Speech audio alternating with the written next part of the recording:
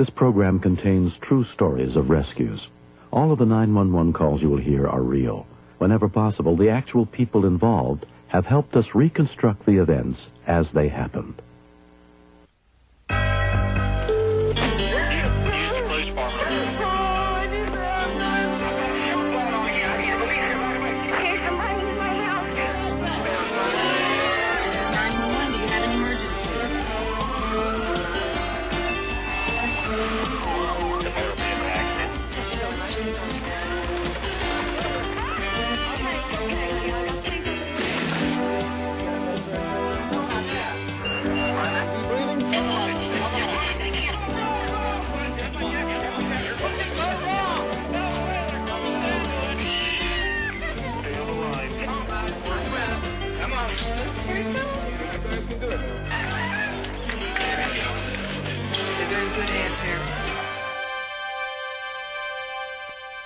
In June of 1992, Rosemary Aird Bradley and her family moved from the East Coast to a home in the suburbs of Englewood, Colorado. They were looking forward to a new beginning.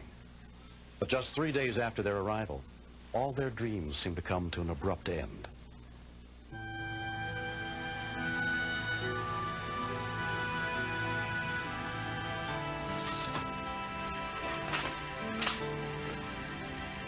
Come on. There we go. Let's do it. Stephen's 2.5, and he's just a very outgoing, active child. His biggest asset and his biggest drawback is that he never thinks to ask whether or not he can do things. He's just very independent and thinks he can do anything by himself. Okay, guys. The children's grandmother, Estelle Bradley, was there to help with the move. Rosemary and Stephen and David were downstairs in the basement, and I was at the staircase masking around the railings because we were going to be painting them. You guys are doing a great job. Keep it up. The boys were running up and down the stairs to the second floor with the toys that belonged in their bedroom.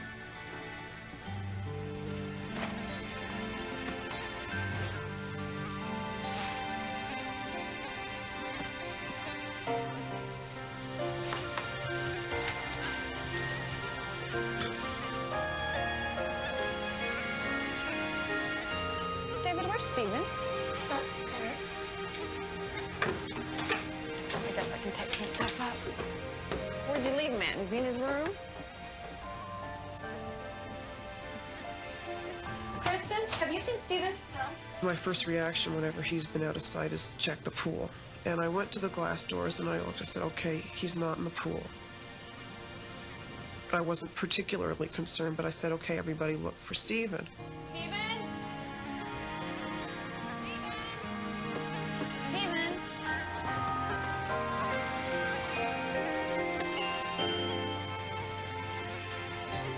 Stephen? Stephen, are you in here? Stephen? 8.5-year-old Kristen found her little brother. I just happened to look out the door.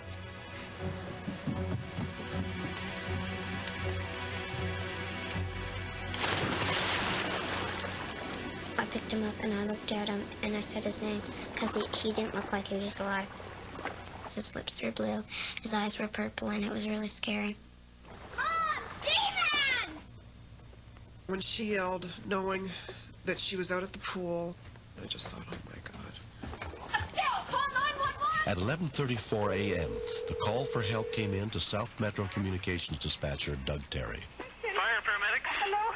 We have a child, he's 2.5, and he split his head open. He fell in the pool, and we need help. Okay. Is the child still in the pool? No, he's not in the pool. He's out in the pool. Where is the child right now? He's with his mother, who is a nurse. The initial call came in as child with a head injury. Split above his eye. Okay. Is the child conscious right now? Just a minute, please. Rosemary, is he conscious?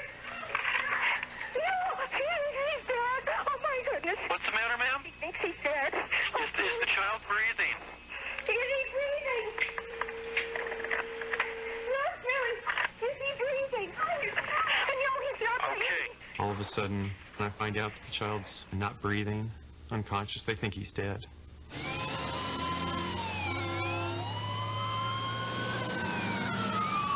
Do you know how how to do CPR. Do you know how to do CPR? I forgot. She forgot. She's so upset. Okay, how old is the child again? 2.5. Okay, I'll tell you what. If you can relay the instructions, I'm going to walk you through it.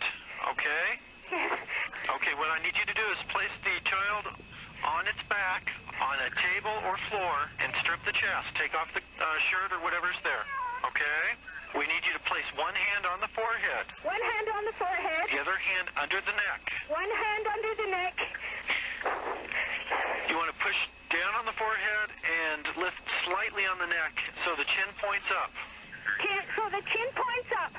Okay, with the hand that was on the forehead, you want to pinch the nose closed. Pinch the nose closed with the hand on the forehead. One of the reasons we follow the protocol cards that we do is it's step by step and it's exact.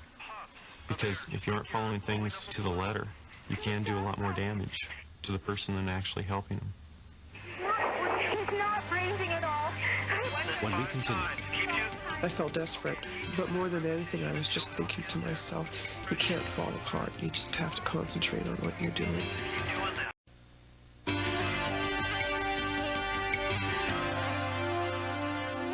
when 2-year-old Stephen Bradley was pulled from the family's backyard swimming pool, he was blue and not breathing. Using instructions given to the child's grandmother by a 911 dispatcher, his mother was performing rescue breathing, but her little boy still showed no signs of life. Okay, we're going to go into compressions now. Yes. Okay. What I need you to do is place the heel of one hand in the middle of the chest, between the nipples. Between the nipples. And push down with your hand. Push down with your hand. 1 to 1.5 inches. Just like you're pumping the child's chest. Okay, then one breath of air. Then 5 times. Okay, and keep doing that repetition until help gets there. Repetition. I felt desperate. I felt scared. But more than anything, I was just thinking to myself, you can't fall apart. You just have to concentrate on what you're doing. Well, they'll be here soon. They're on the way, okay? Where are you in the house? We're outside. Outside in back? Outside is the back, yes. I was crying so hard, no tears came out, but then Mommy said go outside and wait for the ambulance, so I did. You're doing a good job there. I didn't know what was happening because it was so scary. Arapahoe County Sheriff's Deputy Teresa Keenan got there within 4 minutes of the call.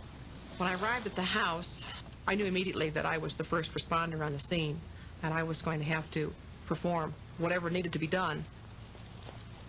So I felt a heavy weight on my shoulders. They're here. They're pulling up? Yes. I'm going to let you go, ma'am. You did a fantastic job. You did everything you could, okay? Thank you. Have you cleared his mouth? I began a resuscitation on him immediately. Okay. Then I felt for a pulse, No pulse. and I could feel no pulse on him.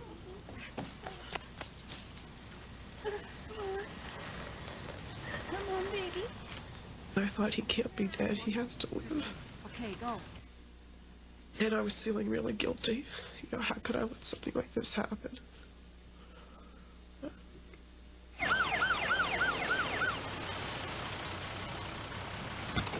Within a few more minutes, advanced life support units arrived, led by paramedic Bob Smith. With the information we had, everybody pretty much was thinking the same thing. We're going to cut and run with this. We're ready to go outside, guys. Let's go. His heart was not working. He wasn't breathing on his own. So the quicker I could get in the ambulance and we can intubate him and start medications if we need it, then the quicker his heart's going to start again. 5. Hey, we got a normal sinus. Got a pulse? Check for a pulse, will you? I got a pulse. You got a pulse? We knew because his heart rate came back that we were getting the oxygen into him that he needed. Okay. That's good. That's good. All I can do now is hope and pray for the best outcome. Stephen was admitted to Littleton Hospital, where he was examined by emergency physician John Riccio. Anytime we hear about a child coming in whose heart is stopped, we all initially have a very emotional moment where we kind of are a little bit scared and a little bit angry, and we all say to ourselves, how can this be happening? That sounds really bad on both sides. Let's go ahead and visualize his cord, please. When he got to us, he was not breathing on his own at all, and his lungs sounded horrible.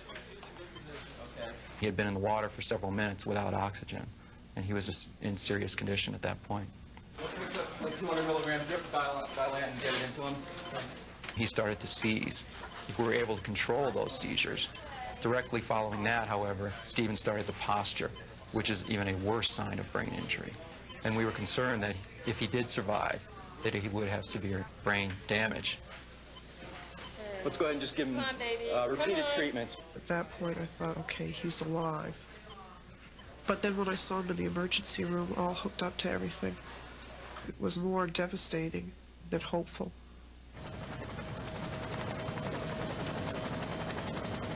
Two-year-old Stephen was transported by airlife helicopter to Porter Memorial Hospital in a coma. His mother and father stayed by his side for 4 days. I just held him in my arms, and finally he woke up. His speech was very slurred, and he was so weak that he couldn't even sit up on his own. Monday morning, when the doctors came back in to see him, the kid was running down the hall. They said, "This kid's a miracle." And he is. 1, 2, 3.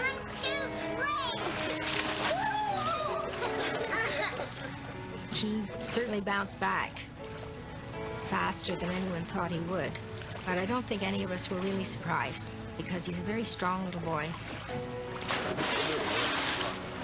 We're very, very thankful for that.